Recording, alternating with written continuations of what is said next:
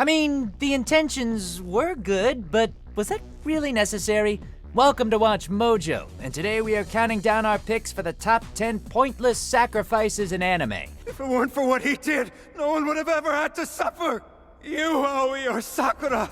Before we begin, we publish new content every day, so be sure to subscribe to our channel and ring the bell to get notified about our latest videos. For this list, we'll be looking at the times anime characters decided to make the ultimate sacrifice by giving their lives in the service of something greater, only for it to not really make much of a difference. Noble sentiments, terrible hindsight. I'm Todd Haberkorn, and I regularly sacrifice myself to desserts so you don't have to. I take on that sugary demon in whatever form it takes so you can rest easy at night. Oh, you're welcome. Let's get ready to Mojo! あなた様にいただいたこの命、必ずやお言葉を果たすために使います。 Number 10, Yusuke Urameshi, Yu Hakusho. But without the confusion caused by you running into the street, that boy would have actually missed the car and escaped with one less scrape on his right shoulder. What? This one is a little tricky, since if not for this bad boy throwing himself in front of a car to save a little kid's life, we never would have gotten one of the pioneers of the shonen genre. In all fairness to Yusuke, how was he supposed to know that the car would have veered out of the way in time? His gallant moment of heroism only managed to accomplish two things: injuring the child he was trying to save and guaranteeing him a future career as a spirit detective. Nice. Your death was a complete and utter waste. Number 9, Matt, Death Note. Hey, come on, give me a break. Since when were the Japanese allowed to carry around such big guns? In a normal society, someone who took the police on a wild goose chase would probably find themselves situated in a cell for a few nights, thinking about how to navigate the community toilet, instead of, getting the crap shot out of him by a group of indoctrinated followers. In order to aid his friend Mello in bringing down Light, Matt was willing to literally bite the bullet, giving his ally an opportunity to finally expose Kira to the world. Of course, the whole plan turns to crumble when Mello ended up getting done in by the god of the new world as well, making Matt's little escapade totally, you guessed it, pointless. I made survival my first priority and I did it.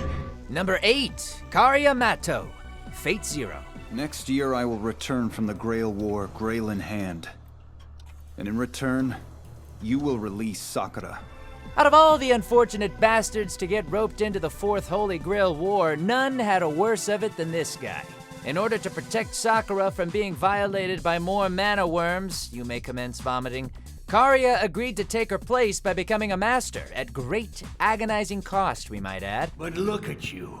You look like bloody hell. Is your left leg working all right, eh? While his intentions to save the family that was never his were pure, Kariya gets dealt one cruel twist after another, eventually resulting in him being tricked into crippling the woman he loves and being devoured by a pit full of worms. It's pretty painful to see the nice guy lose in such a glorified fashion, but I couldn't stop watching. You're such a fool. Never disobey, grandfather. Number 7, Deidara, Naruto Shippuden.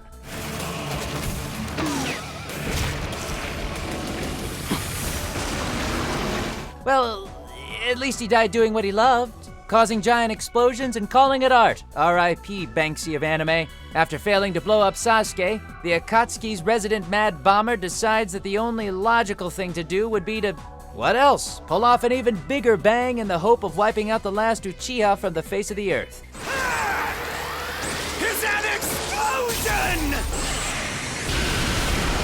While we can't deny that his suicide bomb jutsu does provide quite the light show, it proves to be a fruitless venture, since Sasuke managed to avoid the damage by using a giant snake as a shield. Whoa. Whoa, you're a mess, Sasuke. Who are you fighting? Number 6, Noriko, Fushi Yuugi. Gotta move that rock. It's always a shame when what's supposed to be a tear-jerking moment is ruined by common sense. Instead of trying to hang on for dear life, Noriko uses the last of his strength to move a massive boulder blocking a cave entrance. What a hero. What an inspiration. What a way to depart the mortal coil. Too bad it was totally unnecessary, since the boulder wasn't actually blocking the entrance. It could have just scooted around the edge. So, not so much a potent display of selflessness as it was a lapse in intellect. Noriko was... Noriko. Number 5, Cardinal, Sword Art Online Alicization. わしの命はくれてやる。代わりにこの若者たちの命は奪わんでやってくれ。She was willing to lay down her life for Kirito and company, willing to let the heartless administrator brutally murder her just for the chance for her allies to get away. One can't help but admire such bravery. この世界を人々を守って Too bad the rest of them wasted it.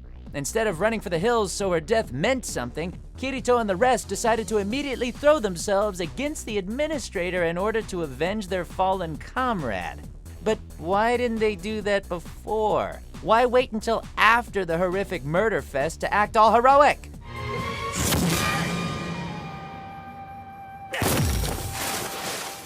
Number 4, Satou Kazuma, KonoSuba. God's blessing on this wonderful world.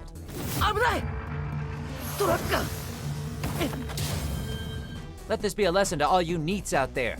When trying to save a beautiful maiden from an oncoming vehicle, make sure she's actually in danger. Otherwise, you might end up killing yourself from the shock of it all. Kazuma learned this the hard way when he mistook a slow-moving tractor for a rampaging death machine. Maybe it wouldn't have been so bad if he was reincarnated into a world where all his wildest dreams came true. But instead, he's stuck as a wannabe adventurer with a useless party. 長くやってきたけど、こんな珍しい死に方したのはあなたが初めてよ。 Honestly, the only thing that he hasn't lost during this hellish transition is his virginity. Heyo! 現在あなたの家族が病院に駆けつけ、その死因に家族さえも思わず吹き出し。やめて！やめて！ Number 3, Bernard Wiseman, Mobile Suit Gundam 0080. War in the pocket. Did you think of a good idea, Bernie? Mm-hmm. You bet I did. Yeesh, this one still hurts. And a perfect example of the horrors that spawned from the 1-year war. Under threat of his colony getting nuked, Cool Hand Bernie over here decides the only way to save everyone is to take out the prototype Gundam himself. Thus we have our mobile suit brawl. Zaku against Gundam. Zeon against Earth Federation. Of course, this wouldn't be one of the franchise's most tragic outings if it were just that simple, since Bernard has no idea he's battling against the lady he'd been crushing on, only for him to lose his life to her in the process and the nuke to get called off anyway. Ooh, Mondays can be a bitch. What about the Zaku pilot? Nothing left, sir. A pile of hamburger. Number 2, Denzel Liones, The 7 Deadly Sins. Now is definitely the time. To save future generations of this kingdom, this old man will gladly sacrifice his own life. And the moral of this story is that when it comes to assholery, angels are just as bad as demons. In order to contend against the might of the 10 Commandments, the king's brother decides to give his body as a vessel in order to summon a high-ranking member of the goddess race. I'm ranked as a Divine Lance Corporal of the goddess race, Nerabasta. If I had a choice, I would have preferred a slightly younger body than this one. The ritual goes off without a hitch, save for one minor issue. The fickle featherhead wants nothing to do with the battle and tries to bolt, only to get herself slaughtered in the process. Hell, that went fabulously. You should know we were only carrying out the orders given to us by our leader. Number 1, BlackWarGreymon, Digimon Adventure 02. My strength is my final gift to you, my friends. I will seal the heightened view terrace gate with my own body. Don't do it! As far as anti-heroes go, this shadowy icon was by far one of the most badass the franchise has ever produced. One definitely deserving of a noble sacrifice. Sealing away the entrance to the digital world to stop the Myotismon-possessed Oikawa from entering the world of the living is all well and good, until he enters anyway, just a few episodes later. To add insult to injury, the seal also temporarily stopped the Digidestined from entering themselves. Pointless and poorly planned. I like it. I know he was trying to help us protect the digital world. I think he may have done more harm than good if we can't get back there. Do you agree with our picks? Check out these other great clips from WatchMojo, and be sure to subscribe and ring the bell to be notified about our latest videos.